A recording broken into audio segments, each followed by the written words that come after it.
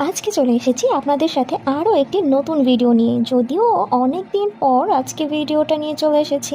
আর আজকের ভিডিওটা থাকছে হচ্ছে পার্সেল আনবক্সিংয়ের ভিডিও। কোনো পার্সেল আনপ্যাকিং ভিডিও আপনারা সব থেকে বেশি পছন্দ করেন গাইস, সেই জন্য আপনাদের জন্য আরেকটা ভিডিও নিয়ে চলে এসেছি।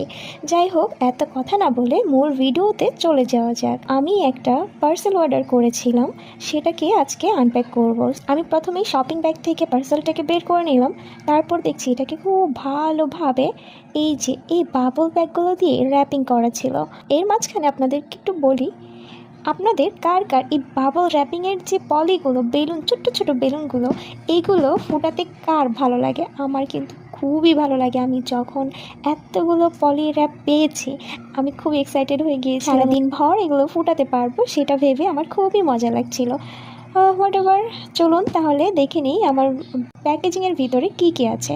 আমি উপরের র্যাপিং খুলছি, এটা তো এমন মনে হচ্ছে, আমি জাস্ট ফিল করছিলাম যে এটা কোনোভাবে শেষই হচ্ছে না। ফাইনালি আমি বের করতে র্যাপিংটা রিমুভ করতে পেরেছি।